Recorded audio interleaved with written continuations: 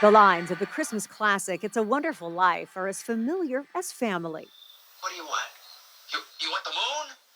Just say the word and I'll throw a lasso around it and pull it down. Buffalo gals, won't you come out tonight? Come out tonight. But this version, at the Factory's Jameson Theater, How old are you anyway? 18. 18? Too young or too old? is uniquely Studio 10.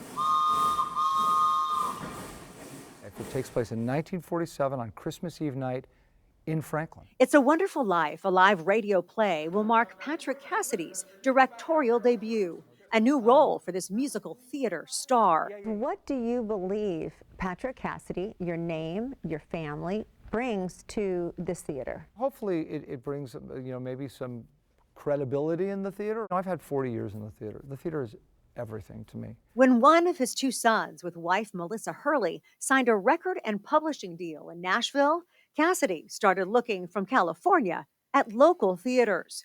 Studio 10 caught his eye. They had listed on their website interim artistic director, and I went, there's a job possibility. Calls, conversations, and house closings followed. Did you have a turning point, a specific moment where you said, green light, I'm meant to move to Tennessee? It was more my wife. Too many open doors. That's exactly right. And you couldn't ignore it? No. Ending up in Tennessee totally was an act of God. Even the pandemic felt like part of the plan. It gave me a chance to learn the history of Studio 10, the present, and where we need to go. It's a future he hopes includes this signature holiday show. The show represents, not just the holidays and wanting to create that, and we're going to create it in the theater, and we're going to create it outside the theater, and we're going to create it on the stage.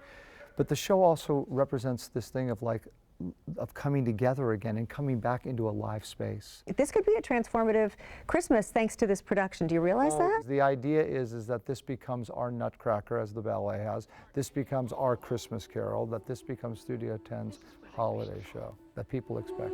You see, George, you really had a wonderful life.